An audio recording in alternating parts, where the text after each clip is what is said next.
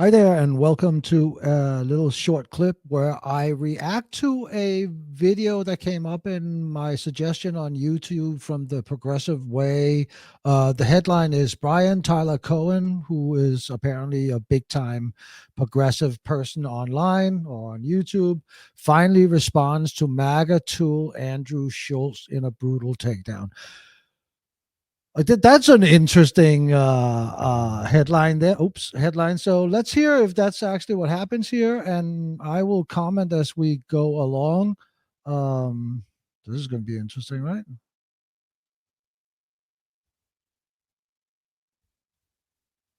Let's see. Maybe it's interesting. Skirting on taxes, the mom and pop businesses that are fucked by the tariffs are still going to have to pay. This is the Pete Buttigieg podcast, right? Where they have Pete Buttigieg on their podcast.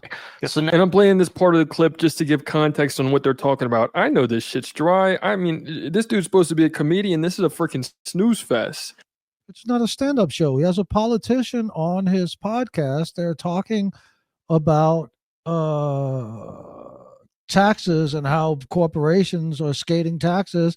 And Andrew Schultz, if you don't take the shit out of context with this, which this tool is doing, is explaining that it is unpatriotic in his own way for companies who are protected by America, who is made in America, but leave America and screw over the American people. Anyway, This is like watching Buttigieg talk to an ant. Like, I mean, and the ant would probably have more personality. Like, what the hell is going on?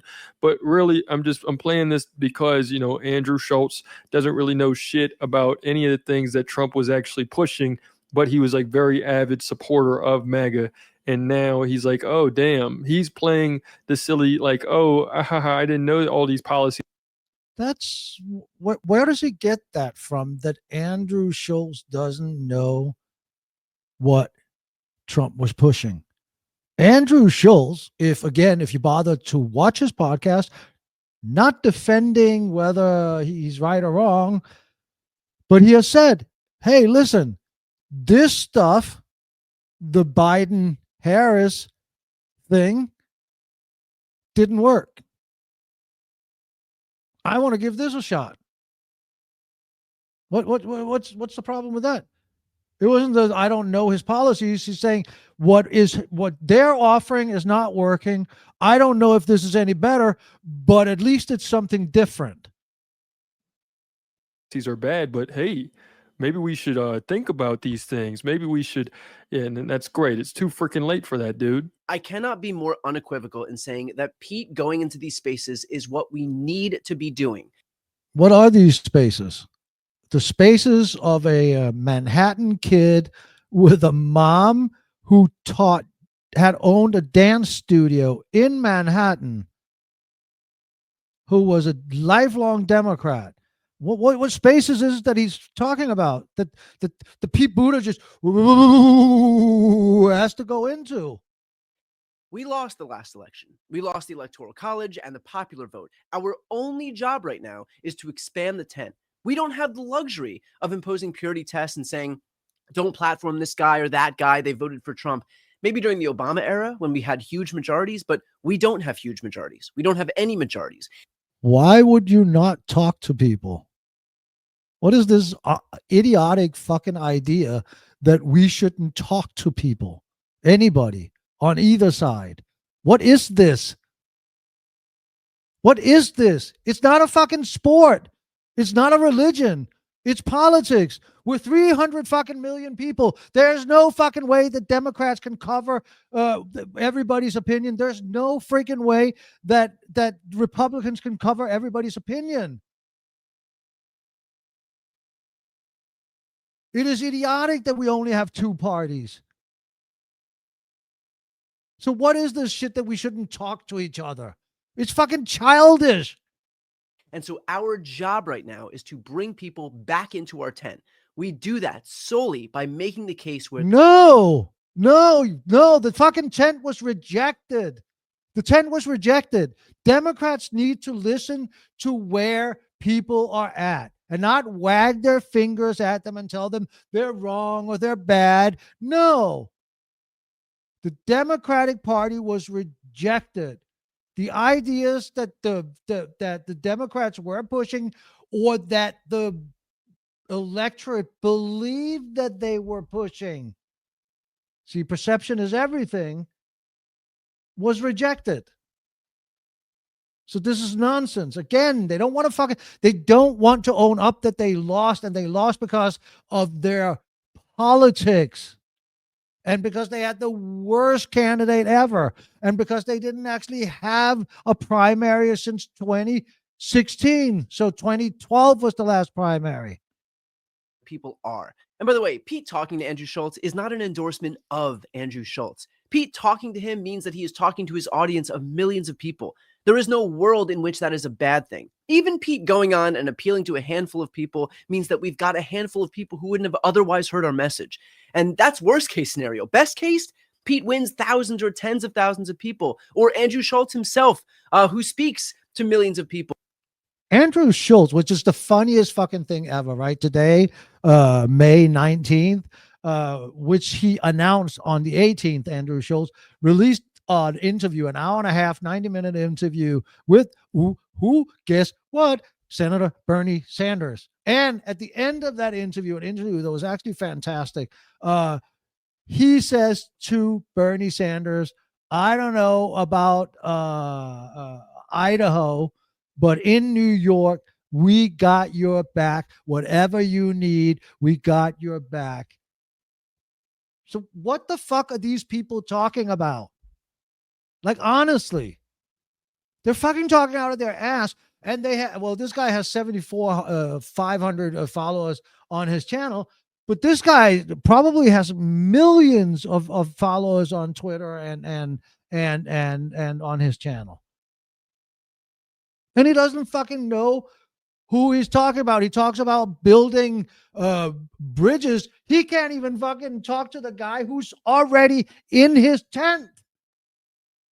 Gets bought in on what Pete is saying. The work of persuasion is hard, but Pete is the best of the best. And so this is the work. You don't even have to fucking persuade him. This is, I'm sorry, but I mean, it's so fucking dumb. It's so dumb. And I knew this because I actually listened to his podcasts. Clearly, this was about a shitty candidate and an economy that didn't work for the people who are not invested in the stock market, which is 50% of Americans. Work that needs to be done. The reality is that if Democrats cede these spaces to the right, we allow them carte blanche to define us. It's no wonder that some of these right-wing audiences think that Democrats are communist, Marxist radicals. Oftentimes, there aren't any Democrats there to push back. I would rather... No, they were all invited on all kinds of podcasts, including Flagrant, including the Joe Rogan podcast, and they didn't show up. So you can't complain if you're invited and you don't show up. Be in a hostile environment to define myself, then cede that hostile environment and allow my opponents to define me instead. But again, and I really want to stress this, that requires an understanding from Democrats, from all of us, that we will have to sit down with people who we might view as problematic. I mean, the egg on this guy's face after today's podcast with Bernie Sanders. The egg on today's face of Kyle Kulinski. The egg on the Progressive Ways face after the podcast with Bernie Sanders is just fucking astonishing. Like, honestly, these people are so fucking ignorant of the people that they talk about because they are exactly like MAGA.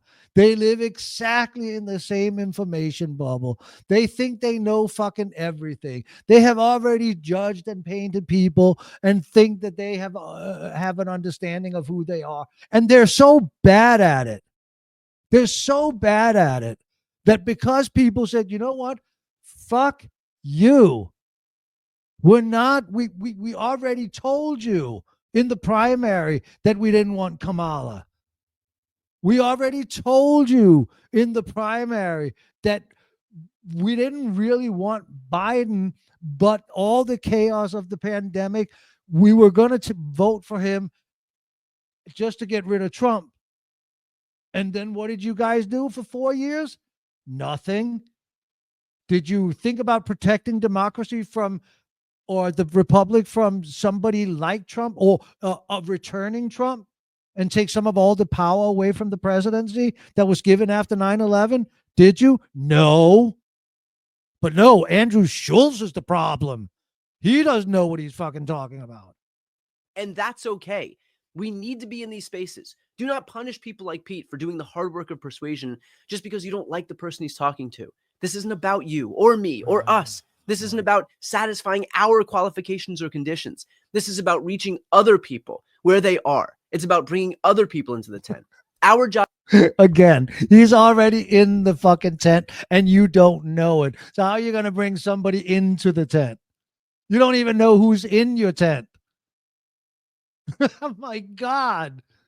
My God. You don't know who's in your tent. Who you're going to bring new people in. Job is to applaud this when it happens, because this is the only way we get these people back.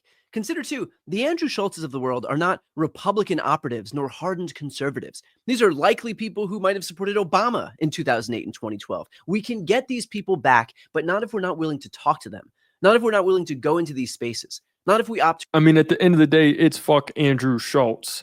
I will say it's a little bit better than the people. Yeah, we should definitely say fuck people like Andrew Schultz, because that's going to win us elections. These fucking people are brain dead.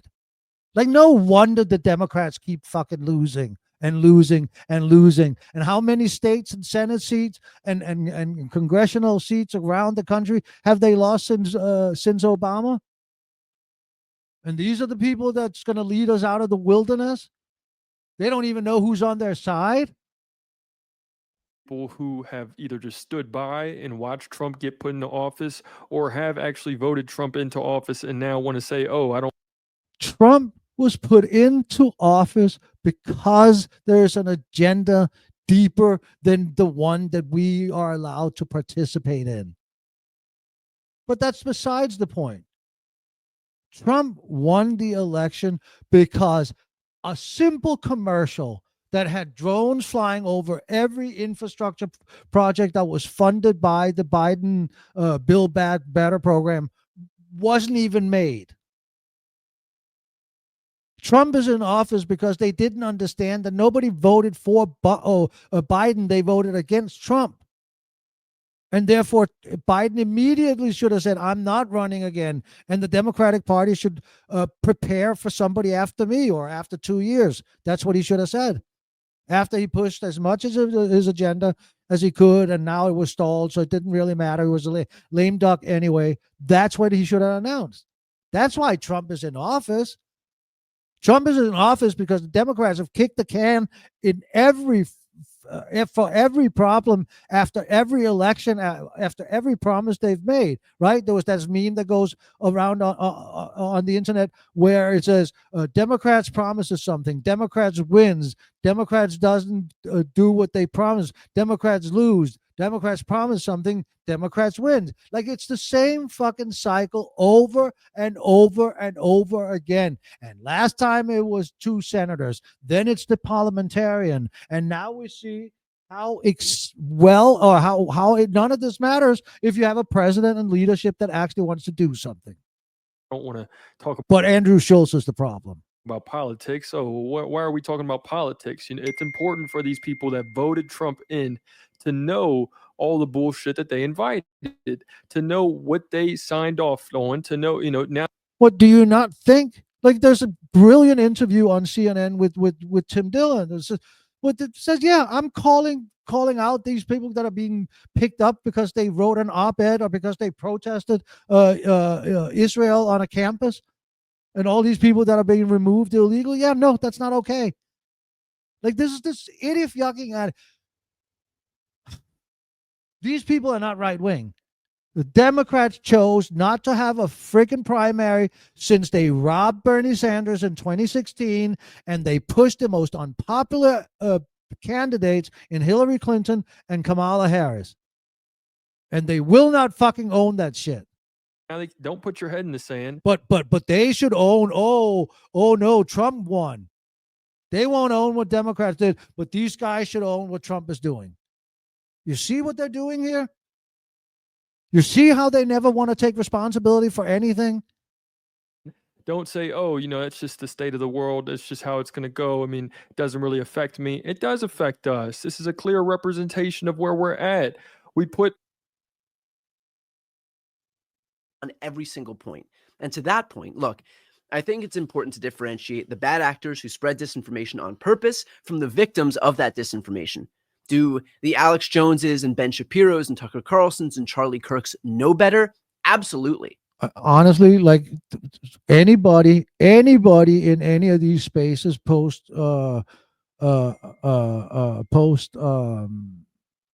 COVID that talk about anybody spreading the other side spreading misinformation, and especially people who are Democrats when Biden was in office and all the misinformation that came from that administration. Like, stop already. But there's a new generation of podcast hosts, the podcast bros, of which I would probably include Andrew Schultz, who have a lot more exposure. They're comedians with a comedy podcast because in today's world, you put your content out on the internet, and that's, you don't have to go through some Saturday Night Live or some show, one of these, nightly shows, to become a comedian. This is a different way. That's how you do it now. They're not podcast bros. They're just comedians with a podcast. All comedians have one. All. Except maybe for Louis C.K. Exposure to the right wing than the left, which means their opinions are colored a lot more by Republicans than Democrats, which is why it is so important to have someone like Pete go in there and dispel the right-wing branding that's taken hold, like this, for example. If you look at the actual conservative governing plan, though, not the talk, not the campaigning, not the posturing, what they actually do. Okay. I would say the biggest social policy commitment that they've made that they actually care about to the point that they actually went through and kept it was to get rid of the right to choose.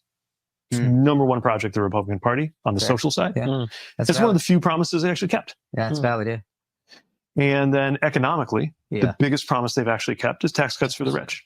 Biggest thing that he did in his first term. And right now it's up for debate right now. Literally, Congress it's not getting as much attention because all the other crazy things going on. But it's more tax cuts for the rich and for corporations, right? So to me, like, most of the stuff he said he was going to do, he didn't actually do. He didn't do the big infrastructure bill he talked about. We actually did it. He didn't even build the wall. That's the thing. Build the wall was like a galvanizing statement. It's not like he actually did it. Yeah, that's what I'm saying to you. 2% of it. But I want to do something you actually follow through on, right? Galvanizing statements, it's all bullshit. It's not good enough. So my message to any Democratic elected officials, candidates, operatives, influencers, get into these spaces. Make the case. That was such a bullshit. I mean, yeah, he's absolutely right? But okay, so people kind of knew he didn't do what he said he was going to do, and yet they still reelected him, and yet they don't want to look at themselves at all. They don't want to look at themselves. It's go in there, convince them, bring them over. Not, hey, maybe we did something wrong. Maybe we should go over there. Maybe we should drop some of these extreme ideas. Maybe we should listen to people. Maybe we should listen to parents. Maybe we should listen to women. Maybe we should listen to young kids who want to fucking get a house. Maybe we should stop promising shit and then do something about it. We're right on the merits, on the issues. We're right on climate change and healthcare and abortion and unions and income inequality and housing. We just have to make sure that people know it. And my message for the broader electorate, give those folks space and grace to go into those uncomfortable spaces and do the hard work of persuasion. Again, it's a fucking joke to hear this and for him to even say that. And it loses all the credibility in the world to say that it's a thing, that it is a hostile environment for a Democrat to go into flagrant with Andrew Schultz. And the proof is in the pudding. You don't have to believe me. You can just go watch the interview that was done today, May 19th, flagrant with Bernie Sanders. I mean, if you don't know who's in with you, if you don't know who's on your side, how you ever and you don't want to admit the things that you have done wrong and where you're not going to win, where people are not going to meet you there. So the political party can stay and lose, or they can change. If you can't admit these things, we're never going to win. Never, ever. If we're lucky enough to have another election, right? Anyway, take care of yourself. Take care of each other.